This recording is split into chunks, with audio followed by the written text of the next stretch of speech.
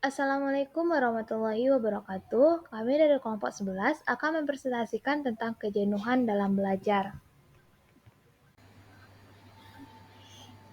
Yang beranggotakan yaitu saya sendiri, Zudato Kanita Witri, NIM 22002166, Fitri Handayani, NIM 22005062, Elsa Yolanda, NIM 22086188, dan Salsabila Nadifa, NIM 22002168.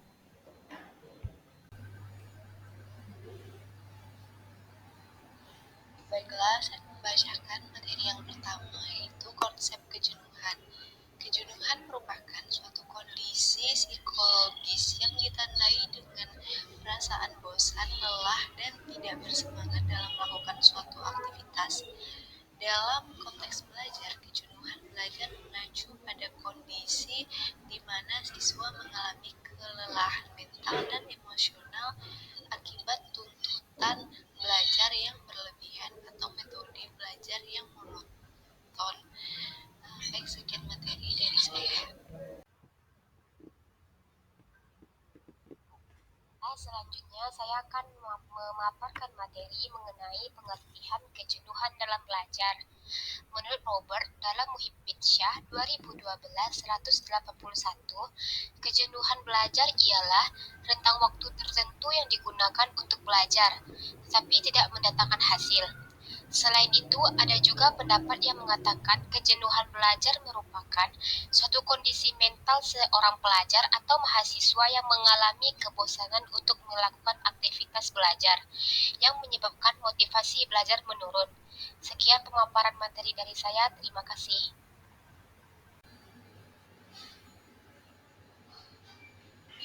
Baiklah, selanjutnya saya akan menjelaskan materi tentang faktor penyebab terjadinya kejenuhan belajar. Yang pertama adalah cara atau metode belajar yang tidak bervariasi, di mana siswa hanya mendapatkan satu metode belajar yang membuat siswa merasa jenuh atau bosan terhadap metode tersebut. Guru dapat memvariasikan metode belajar dengan cara seperti memberi latihan soal, games, dan lain-lainnya. Selanjutnya adalah belajar hanya di tempat tertentu, di mana siswa hanya belajar di satu ruangan kelas hingga membuat merasa jenuh. Guru dapat memindahkan pelajaran tersebut, bisa contohnya ke laboratorium ataupun ke lapangan. Yang ketiga adalah suasana belajar yang tidak berubah-ubah.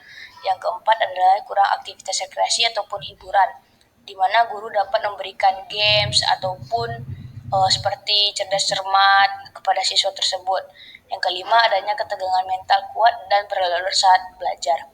Yang keenam adanya kesibukan menonton, di mana siswa sudah mengalami kecanduan dalam menonton hingga mengakibatkan mahasiswa tersebut merasa malas dalam pembelajaran.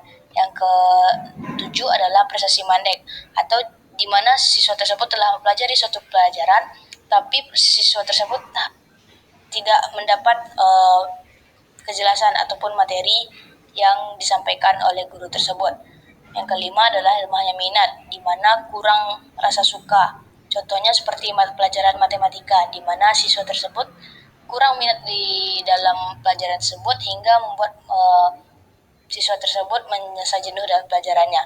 Yang terakhir adalah penolakan hati nurani, di mana siswa tersebut merasa benar-benar tidak suka dalam pelajaran tersebut hingga menolak pelajaran tersebut. Baiklah, itu saja materi yang dapat saya sampaikan. Saya lanjutkan. Terima kasih. Materi selanjutnya yaitu tentang upaya pendidik dalam mencegah dan mengatasi kejenuhan dalam belajar pada peserta didik. Yang pertama yaitu variasi dalam gaya mengajar guru. Ada beberapa cara yang dapat ditempuh guru dalam memvariasikan gaya mengajar. Yang pertama, variasi suara. Yang kedua, pemusatan perhatian siswa. Yang ketiga, kesenyapan atau kebisuan guru.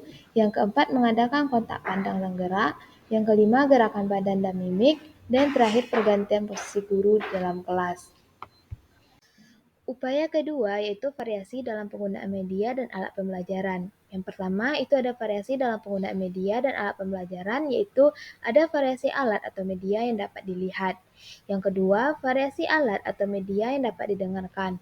Contohnya itu suara guru yang termasuk ke dalam media komunikasi yang utama di dalam kelas. Kemudian ada alat bahan yang dapat didengar dan dilihat. Penggunaan alat jenis ini merupakan tingkat yang lebih tinggi dari dua dua di atas karena melibatkan lebih banyak indera. Dan yang terakhir yaitu penggunaan alat atau media yang dapat diraba, dimanipulasi, dan digerakkan. Penggunaan alat ini termasuk karena dapat menarik perhatian siswa dan membentuknya dan memperlakukannya kemudian disusun dalam sebuah kelompok. Upaya terakhir pendidik dalam mencegah dan mengatasi kejenuhan dalam belajar yaitu variasi pola interaksi dan aktivitas siswa. Salah satu aspek yang perlu diperhatikan guru dalam pembelajaran di kelas ialah pola interaksi belajar mengajar. Dalam pola interaksi ini, guru bukan satu sumber informasi atau pengetahuan di kelas, tetapi guru berperan sebagai moderator, pembimbing, dan motivator. Interaksi guru siswa bisa terjadi dalam bentuk interaksi verbal atau non-verbal.